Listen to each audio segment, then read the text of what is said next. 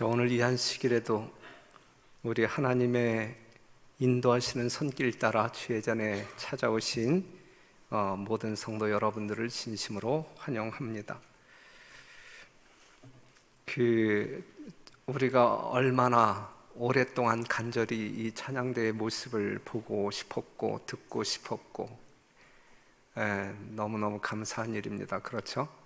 이제 오르간 소리도 들리고 이 앙상블의 힘 있는 연주 소리도 들리고 이제 우리의 마음이 하나님께 아주 정성을 다하여 달려가면 하나님께 그지없는 영광이 될 것이라 생각합니다. 너무너무 하나님의 축복을 경험하는 안식일이어서 감사합니다.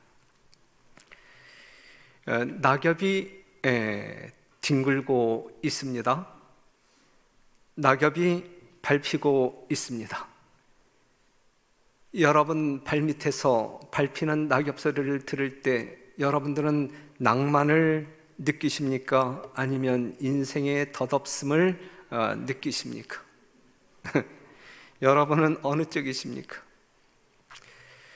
자, 이 시간 우리가 한번 생각해 볼 때 범죄한 아담은 떨어지는 낙엽을 보았을 때 어떤 심정이었을까? 아시죠? 어떠한 심정이었는지. 그가 떨어지는 낙엽을 보면서 너무 아름답다, 너무 좋아가지고 공중공중 뛰지 않았어요? 시드는 꽃과 떨어지는 잎 가운데서 최초의 쇠퇴의 징조를 목격하고 아담과 그의 반려자 하와는 오늘날 사람들이 죽은 자를 인하여 슬퍼하는 것보다 더 깊이 슬퍼하였다 그랬어요. 떨어지는 낙엽을 보면서 여러분들이 참 좋다 이제 그러잖아요, 그렇죠? 근데 이제 아담과 하와는 죽은 사람을 위하여 애도하는 슬픔보다 더 크게 슬퍼하였다 그랬어요. 낙엽이 떨어지는 이 계절, 수북이 쌓인 낙엽을 밟으면서 우리는 한 번 정도는 이 세상의 운명이 어찌 될까 생각해 봤으면 좋겠습니다. 마지막 아담 예수님이 흘리시는 눈물의 의미가 무엇인지, 떨어지는 낙엽을 보면서 울었던 슬퍼했던 아담의 심정이 무엇이었는지 우리가 잠깐 생각해 보고 이 계절을 지나면 참 의미가 있지 아니할까 생각합니다. 희생 제사들은 사람에게 그의 죄를 항상 상기시켜 주고 자신의 죄에 대한 참회가 동반된 시인과 약속된 구속주를 믿는 그의 신앙의 고백이 되도록 하나님에 의하여 제정되었다. 이제 희생 제사 제도는 하나님에 의해서 제정되었다. 그것들은 타락한 인류에게 죽음을 가져온 것은 죄라는 엄숙한 진리를 깊이 명심시키려고 제정되었다. 희생제사 제도를 제정하신 하나님의 목적이 여기에 이제 분명하게 나타나 있죠. 그것은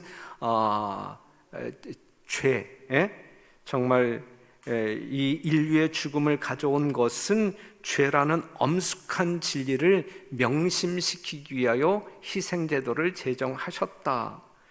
아담에게 있어서 첫 희생제사는 가장 고통스러운 의식이었다 그랬어요. 그 다음에 빨간 글씨만 읽을게요.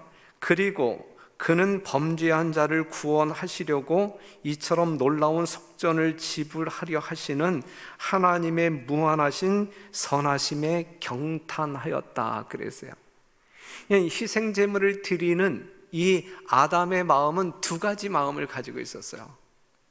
일단 인류를 사망 가운데 빠뜨린 그 죄의 참혹함이 무엇인지 알면서 상당히 고통을 느꼈고, 큰 고통을 느꼈고, 그 다음에 그 희생제물을 이제 이 계시적인 안목으로 볼 때에 우리의 속절없는 죽음을 해결하기 위하여 이 속전을 지불하시는 예수 그리스도의 십자가를 묵상하게 될 때 경탄하지 아니할 수 없었다 이제 그랬거든요.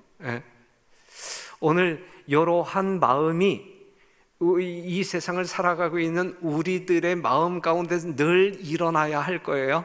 죄를 깨닫고 회개하며 용서하시는 예수님을 바라볼 때에 우리의 마음 가운데서 저절로 찬양이 나오고 감탄이 나오는 그러한 삶이 이제 교차적으로 병행해서 우리의 삶 가운데서 경험되어지는 것이 살아있는 성도들의 참 모습이 아닐까 생각합니다. 처음 에덴 동편 화염검 앞에서 이 아담이 희생제물을 드리잖아요. 그때 그의 심령 가운데서 일어났던 갈망이 무엇이었을까? 쫓겨난 에덴 동산에 다시 가고 싶은 그러한 갈망의 마음이 있었겠죠. 그렇죠? 하지만 하나님께서는 더 나은 본향을 예비해 두셨다라는 사실을 알면서 그 더 나은 본향을 갈망하는 마음이 있었겠죠. 오늘 여러분들의 마음 가운데는 어떠한 갈망이 있습니까? 하나님께서 창조하실 새 하늘과 새 땅에 대한 갈망의 마음이 우리들 심령 가운데 있어야 돼요. 그러한 마음이 충만히 우리의 마음 전체를 사로잡을 수 있어야 할 것입니다. 그런데 세상에 빗댄 그리스도인들이 이 세상 가운데 증가는 하는데, 늘어나고는 있는데 이 세상이 더 어두워지는 이유는 무엇일까? 세상에 소금된 그리스도인들의 숫자가 늘어나고 있음에도 불구하고 이 세상이 더없이 부패로 향하여 달려가고 있는 이유는 무엇일까? 사랑하는 성도 여러분, 우리에게 책임이 있을까 없을까? 우리에게 회개할 것이 있을까 없을까? 그것을 생각하는 안식일이었으면 좋겠어요. 우리는 너무 바빠요. 그렇죠? 다 바쁘다 바빠. 그러면서 살잖아요. 이 바쁜 삶을 살다 보니까 이 성경에 나와 있는 말씀처럼 피리를 불어도 뭐하지 아니하고 춤추지 아니하고 애곡하여도 가슴을 치지 아니하는 아주 무반응의 삶을 살아가고 있는 것이 현대적 그리스도인의 모습이다. 그래서 요한계시록을 보게 되면 참 너희들을 보니 미지근하다라고 이야기하고 있고, 마태복음 25장에서는 왜 자고 있냐, 다 졸며 잘세, 다 졸며 자는 성도들의 모습을 보면서 그러므로 깨어 있으라라고 우리 하나님 외치지 않습니까? 지금 우리들의 현주소가 그래요. 참 바쁘게 살아요. 참 바쁘게 살아. 바쁘게 사는데 피리를 불어도 춤추지 않고 미지근하고 그냥 다 졸며 자는 그러한 영적인 상태를 보여주고 있단 말이죠. 뭐가 바빠요? 바쁜 이유가 뭡니까? 뭐가 바빠요? 솔직히 말해봐요. 하나님의 일로 인하여 바빠요? 아니면 세상 일로 인하여 바빠요? 노는 일로 바빠요? 아니면 하나님의 일을 하는 일로 바빠요? 우리가 바쁘다 바빠 하게 될 때에 정말 이 부정적인 그러한 어떤 그 바쁨이다라는 사실을 알 수가 있어요. 그래서 예수님께서는 오늘 우리들에게 다 졸며 자는 우리들에게 하시는 말씀이 그러므로 깨어 있으라 그래. 깨어 있으라. 집주인이 언제 올는지, 혹 저물 때일는지, 밤중에 일는지, 닭 울 때일는지, 새벽에 일는지 너희가 알지 못함이라. 그가 호련히 와서 너희의 자는 것을 보지 않도록 하라. 당부예요. 여러분들에게 드리는 당부, 우리 주님께서 간절한 마음으로 애원하는 당부의 말씀. 제발 내가 올 때 너희 중에서 잠자는 사람이 발견되지 않도록 하라. 깨어 있으라. 이 말씀을 지금 하고 있는 것이거든요. 더군다나 때가 때니만큼 정말 말세에 접어든 이 종말의 때에 살아가고 있는 우리들이기에, 그럼에도 불구하고 우리가 깨어 있지 아니한 이러한 모습이기에 우리 주님께서는 강력한 어조로 그러므로 깨어 있으라 라고 이야기하고 있는 것이거든요.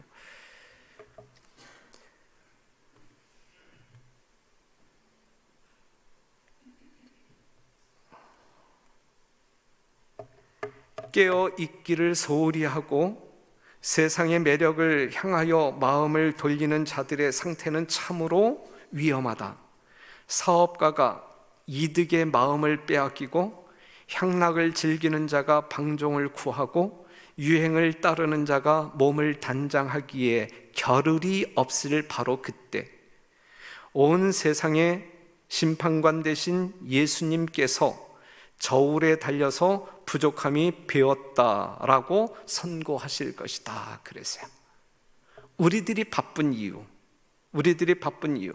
사업 이득의 마음을 빼앗기고, 향락의 마음을 빼앗기고, 단장의 마음을 바로 그러한 일로 인하여 바쁜, 그리하여 정말 겨를이 없는 바로 그때에 우리 하나님께서는 선언하신다 이거예요.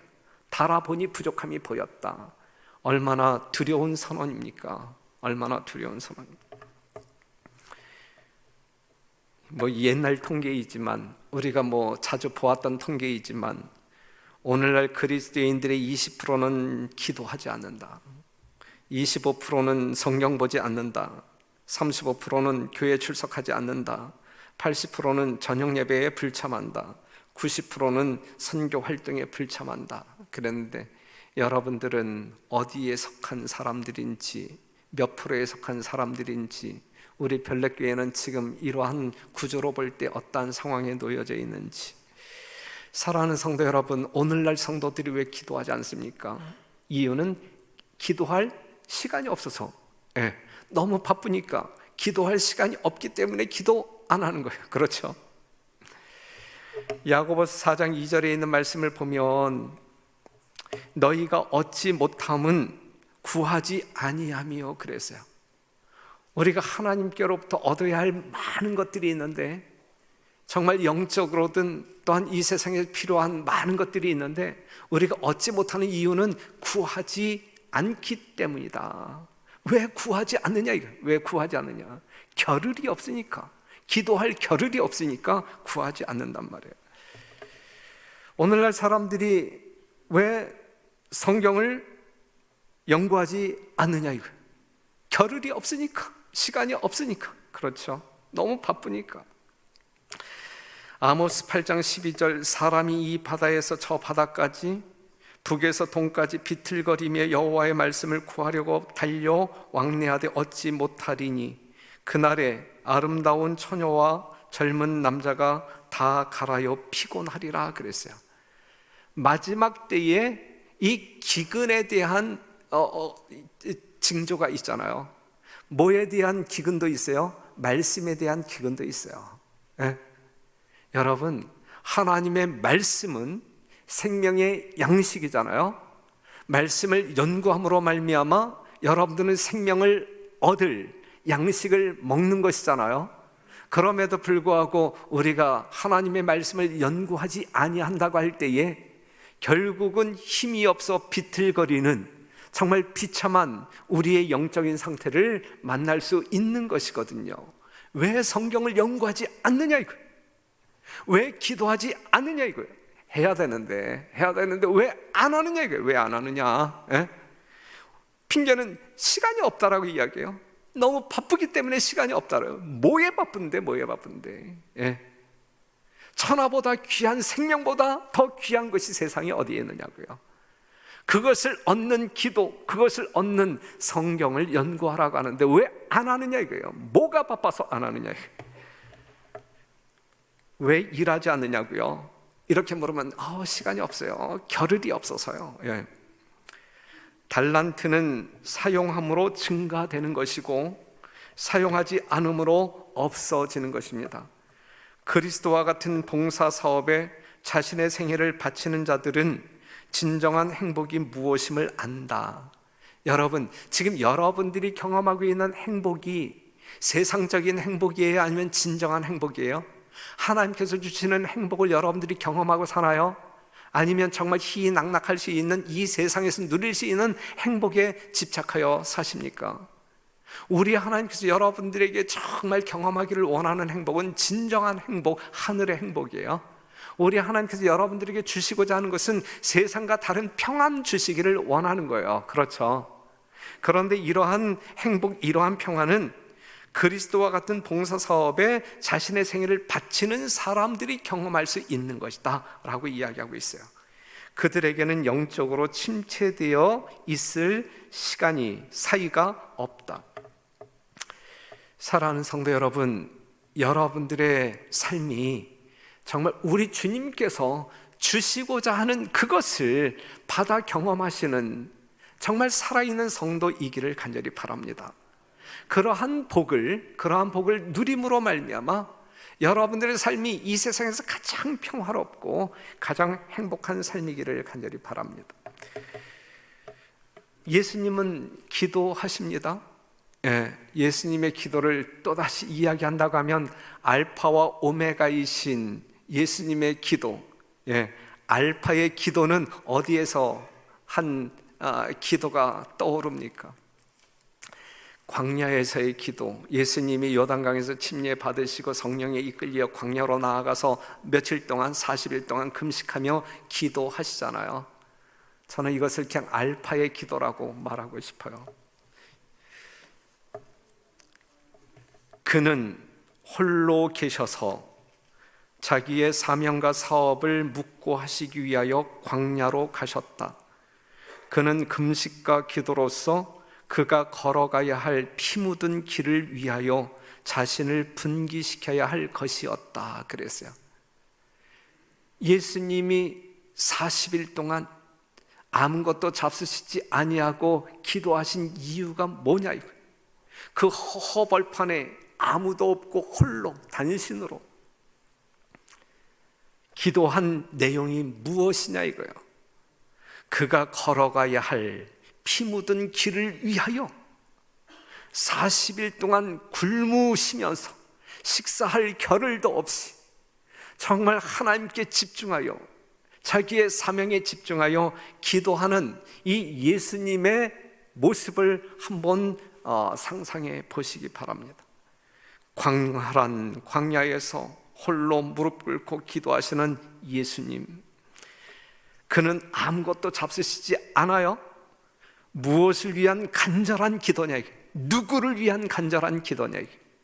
오늘 이 자리에 있는 우리들을 위한, 오늘 이 자리 밖에 있는, 이 교회 밖에 있는 수많은 정말 낙엽처럼 굴러다니는 수많은 영혼들을 위한 간절한 기도 아니었습니까? 그가 걸어가야 할 피 묻은 길을 위하여 그는 금식 기도했단 말이에요.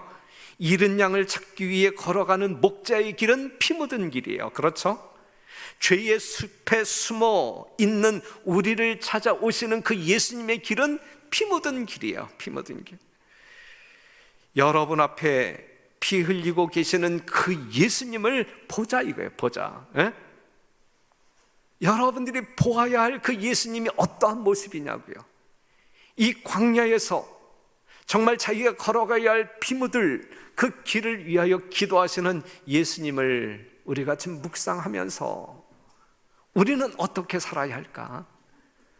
그 예수님을 바라볼 때 나는 어떠한 모습으로 살아야 할까? 좀 정리를 해야 되지 아니할까 싶단 말입니다. 예수님이 겟세마네 동산에서 기도해요. 오메가의 기도예요. 정말 이 땅에서의 공생애를 마치면서 마지막으로 드리는 기도, 오메가의 기도.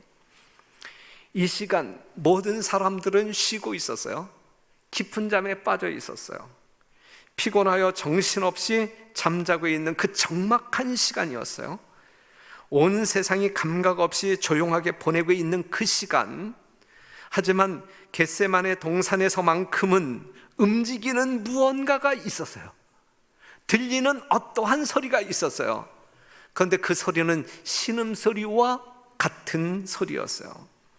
그 비틀거리는 주인공은 예수님이셨고, 그의 입 밖에 흘러나오는 신음과 같은 기도 소리는 예수님의 기도 소리였단 말이죠. 누구를 위한 기도였느냐 이거. 무엇을 위한 기도였느냐 이거. 인간의 영혼을 위하여 지불해야 할 값을 깊이 생각하시는 예수를 바라보라.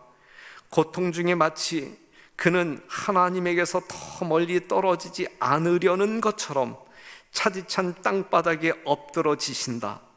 찬 밤 이슬이 예수님의 극도로 지친 몸 위에 내리나 그는 이를 개의치 않으셨다. 그의 창박한 입술에서는 내 아버지여, 만일 하실만 하시거든 이 잔을 내게서 지나가게 하옵소서라는 고통의 부르짖음이 새어나온다. 오히려 여기서는 그는 그러나 나의 원대로 마옵시고 아버지의 원대로 하옵소서라고 덧붙였다 그랬어요. 사랑하는 성도 여러분, 예수님은 이 땅에 오셔서 어떻게 살았어요? 어떻게?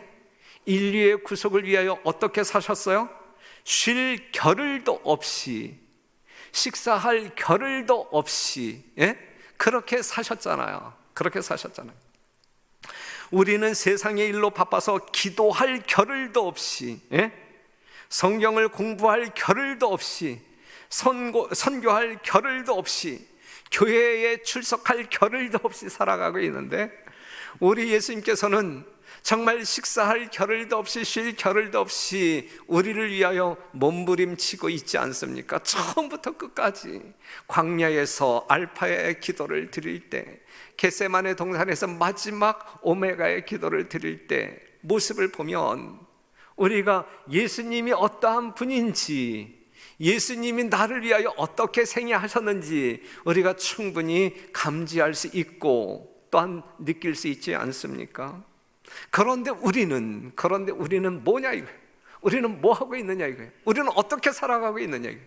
주의 영광을 위하여 정말 구별되어진 우리는 주의 영광을 위하여 어떻게 자신을 성별하여 헌신하고 있느냐 이거예요.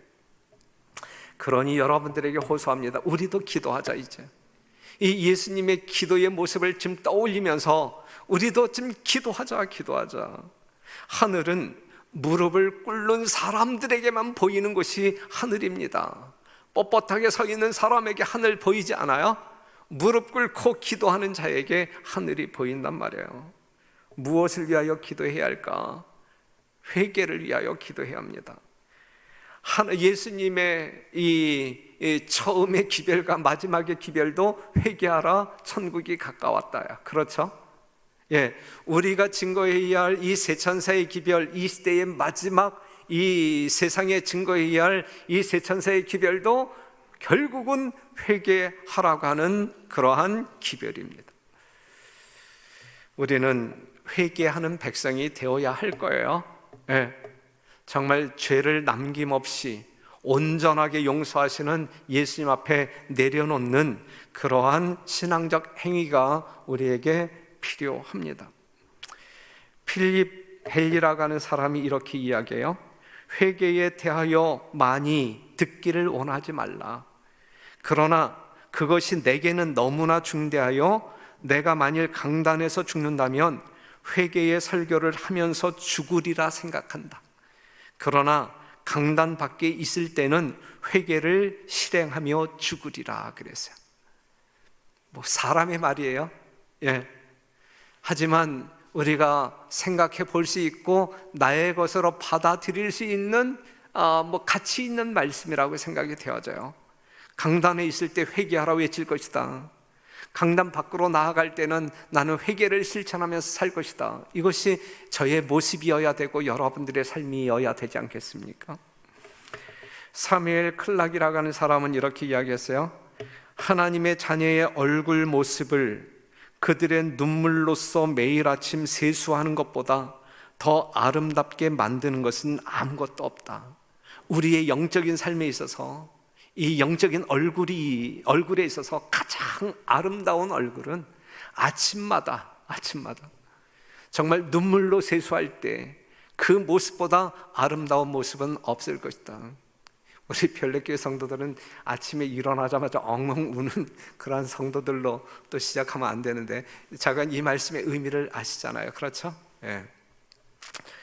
토마스 아담스라고 하는 사람은 지옥에는 회개가 없다. 그들은 불꽃에 거슬리 우면서도 하나님을 모독한다. 그러나 그에게 영광을 돌리는 회개는 하지 않는다. 이건 여러분들이 그냥 그 7 재앙을 생각하면 될 거예요. 이제 어떤 영혼 불멸사를 믿는 사람의 이야기이기 때문에, 지옥을 믿는 사람이기 때문에 이렇게 표현했는데, 우리는 7 재앙을 연구해 보면 거기서 이 악인들이 그러한 어떤 그 재앙의 고통 속에서도 결코 뭐 하지 않아요? 회개하지 않잖아요. 회개하지 않잖아요. 우리 교단의 훌륭한 목사 모리스 엘 벤덴 목사님은, 하나님은 용서를 주시기 이전에 우리에게 회개를 주신다 그랬어요. 회개도 하나님의 은사란 말이죠. 그냥 회개하는 은사를 달라고 여러분들이 기도할 필요가 있어요. 그리고 용서하시는 하나님의 사랑을 전적으로 신뢰하는 믿음이 여러분들의 삶을 영적으로 풍요롭게 만드는 그러한 것이 되어야 할 것입니다. 우리 엘렌 주 화이트 선지자는 이렇게 이야기합니다. 우리는 회개한 목사들과 위대한 백성이 필요하다. 회개한 목사들과 위대한 백성이 필요하다. 이 마지막 사업을 마치기 위해서는 이게 절대적으로 필요하다. 절대적으로. 예? 회개한 목사들, 회개한 백성들이 연합하여 이 농장으로 나가야 되거든요. 일터로 나가야 되거든요. 그래서 수확해야 되는 것이거든요. 그럴 때 이 지상 사업이 맞춰지는 것이고, 우리가 기다렸던, 오매불만 기다렸던 예수님이 오시는 것이거든요. 그러한 하나님의 귀한 종들이 되기 위하여 회개하는 일에 정말 열심을 다하는 여러분과 제가 되기를 간절히 바랍니다. 또한 우리는 늦은 비를 위해서 기도해야 합니다. 예? 성령 달라고 기도해야 돼요. 우리에게 약속한 늦은 비 성령을 달라고 우리는 기도해야 돼요. 사도행전 1장 8절, 오직 성령이 너희에게 임하시면 너희가 권능을 받고 예루살렘과 온 유대와 사마리아와 땅끝까지 이르러 내 증인이 되리라 하시니라. 초대교회 성도들에게 하신 예수님의 약속이에요. 이 약속을 믿은 성도들은 그것을 달라고 기도했어요. 예? 성령을 달라고 기도했어요. 사도행전 1장 12절, 제자들이 감람원이라 하는 산으로부터 예루살렘에 돌아오니 이 산은 예루살렘에서 가까워 안식일에 가기 알맞은 길이라. 들어가 저희 유하는 다락에 올라가니 베드로, 요한, 야고보, 안드레와 빌립, 도마와 바돌로메, 마테와 및 알페오의 아들 야고보, 셀롯인 시몬, 야고보의 아들 유다가 다 거기 있어. 14절, 여자들과 예수의 모친 마리아와 예수의 아우들로 더불어 마음을 같이하여 저녁 기도에 힘쓰니라 그랬거든요. 이것이 오늘 우리에게 필요하단 말이죠. 예? 하나님께서 약속하셨잖아요. 지금 이 초대교회 성도들이 이른비 성령을 약속하셨단 말이에요. 그 약속을 믿고 그것을 구하기 위하여 그들은 한자리에 모였고 마음을 같이하여 열렬히 기도했단 말이죠. 오늘 마지막 시대를 살아가고 있는 영적인 이스라엘 백성 여러분들에게 늦은 비 성령을 약속하셨다고요. 이 약속을 믿는 사람들은 달라고 기도해야 되는 거예요. 구하는 자에게 준다 그랬어요. 예? 구하는 자에게 성령을 주시지 않겠느냐라고 말씀하고 있거든요. 약속은 하셨단 말이에요. 그 약속을 믿는 사람들은 구해야 한단 말이에요. 하나님이 약속하셨으니까 구하지 않아도 주겠지, 이건 아니란 말이에요. 하나님이 약속하셨으니까 그 약속을 붙잡고, 예? 그것을 달라고 간청해야 한단 말이죠. 간청해야 한단 말이죠. 늦은 비 성령을 달라고 기도해야 돼요. 기도 때마다 늦은 비 성령 달라고 기도하세요. 그리고 늦은 비 성령을 받기 합당한 회개, 준비, 자신을 정결케 하는 그러한 노력을 하셔야 된단 말이죠. 이렇게 기도에 힘쓸 때 아시는 바대로 사도행전 2장 1절에서 4절에 있는 말씀을 보게 되면 성령이 충만하게 임했다. 그리고 성령을 경험한 그들은 다른 방언으로 말하기를 시작하니라 그랬어요. 다른 방언으로 말하기를 시작하니라. 이 성령 받은 사람들에게 나타난 가장 처음의 변화가 무엇이냐면 말의 변화가 있었어요. 물론 여기서 지금 방언이라고 이야기하고 있어요. 그렇죠? 네. 사랑하는 성도 여러분, 성령 충만한 사람들은 다른 방언으로 말하기를 시작하니라 그랬어요. 시작하니라. 지금 우리가 다른 각도로 지금 이 말씀을 이해했으면 좋겠어요. 예? 정말 성령을 체험한 사람들은 말의 내용이 달라져요. 말의 색깔이 달라져요. 말의 톤이 달라져요. 말의 내용이 달라져요. 그렇죠? 이건 하늘의 방언이에요. 하나님께서 주시는 기별을 이야기한단 말이죠. 하나님의 사랑을 이야기한단 말이죠. 거짓 섞이지 아니한 진리를 말한단 말이죠. 예? 우리는 그렇게 시작해요. 예? 성령을 경험한 사람들은 그렇게 사는 거예요. 예, 그렇게 사는 거예요. 만물의 끝이 가까운 이때에 초대교회의 열심보다 더 많은 열심을 내야 하지 않겠는, 마땅하다, 이 당연하다, 이거 당연하다. 예? 초대교회의 열심보다 더 큰 열심을 가지고 우리 재림 성도들이 지금을 살아야 이게 정상이고 당연한 것이다 라고 이야기하고 있는 것이거든요. 그런데 여러분들이 초대교회의 모습, 방금 전에 읽었던 우리가 사도행전 1장 12절 14절에 있는 말씀, 요 단순한 말씀과 비교할 때 우리가 처져야, 아니면 우리가 앞서가고 있어요? 처지고 있잖아요. 우린 이렇게 안 살고 있잖아요. 그렇죠? 이렇게 안 살고 있죠. 뭔가 잘못된 우리의 모습을 지적하고 있어요. 오늘날 하나님의 능력이 사도시대보다 더 강력하게 나타나야 하지 않겠는가? 맞다 이거요. 예? 그래야 된단 말이에요. 그게 정상이라고 이야기하고 있는 것이거든요. 그런데 우리는 정상이지 않잖아요. 지금 현재 보게 되면 우리들 가운데 참된 경건의 부흥은 우리 모두에게 가장 크고 절실하게 요구된다. 예. 우리 모두에게 가장 크고 절실하게 요구된다. 이게 우선순위이어야 된다는 이야기예요. 이를 위하여 탄원하는 일은 우리들의 첫째 과업이 되어야 할 것이다. 예. 이를 위하여 탄원하는 일은 우리들의 첫째 과업이 될 것이다. 여러분들의 직업이 의사이든 교수이든 사장님이시든 어떠한 부류에 있는 사람을 막론하고 예. 우리의 첫째 과업이 되어야 할 것은 탄원하는 일이어야 된다라고 하면서 그러한 성도 여러분 되어 주시기를 간절히 바랍니다. 예?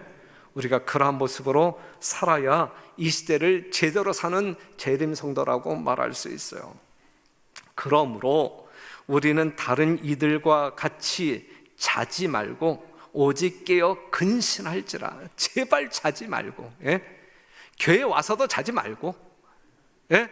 그 다음에 여러분들이 일터에서도 자지 말고, 영적으로 자지 말고 깨어 있음으로 말미암아 예수님 오실 때에 뜬 눈으로 맞이하세요. 뜬 눈으로, 예?